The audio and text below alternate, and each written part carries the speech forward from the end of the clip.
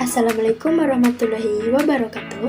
Perkenalkan, nama saya Rizka Wulan Oktiana Indasari dari kelas 2A Prodi Kebidanan Purwokerto, program Diploma 3. NIM akhir 13. Di sini saya akan menjelaskan tentang kebutuhan dasar neonatus bayi dan balita.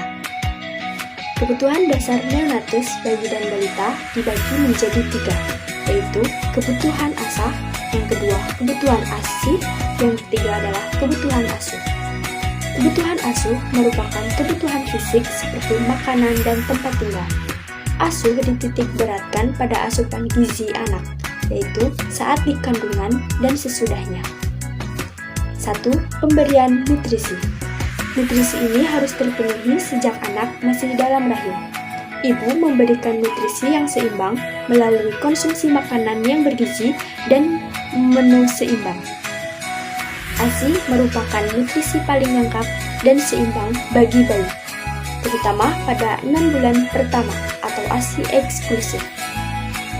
ASI adalah makanan terbaik yang ideal untuk bayi, ditinjau dari segi kesehatan fisik maupun psikis. ASI mempunyai kadar laktosa tinggi yang diperlukan oleh otak bayi.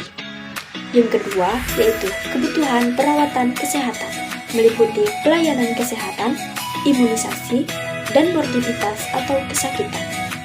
Yang ketiga yaitu kebutuhan pakaian.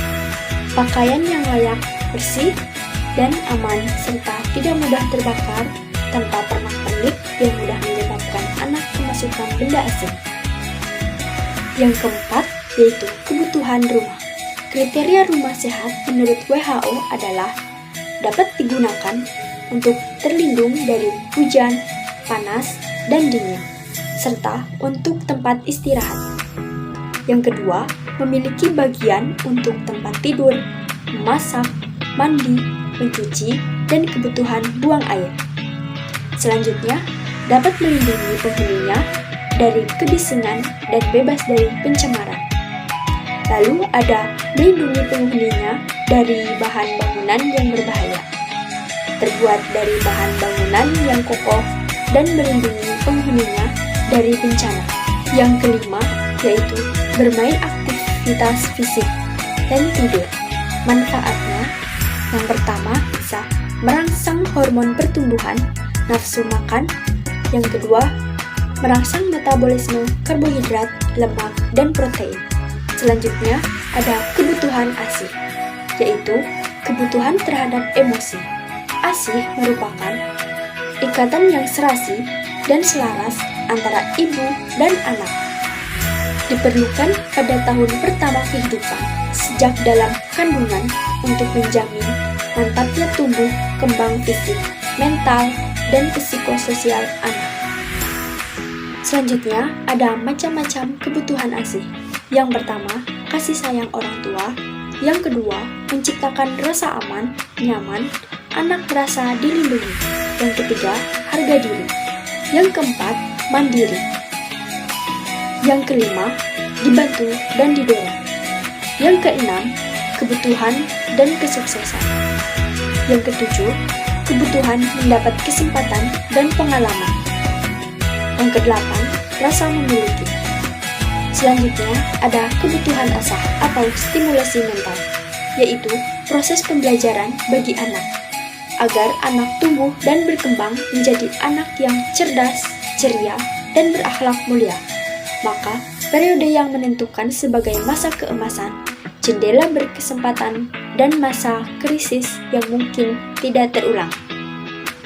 Ciri alat permainan anak di bawah 5 tahun, usia 0 sampai 12 bulan. Tujuannya untuk melatih keterampilan dengan gerakan yang berulang-ulang. Alat permainan yang dianjurkan yaitu benda-benda yang aman untuk dipegang.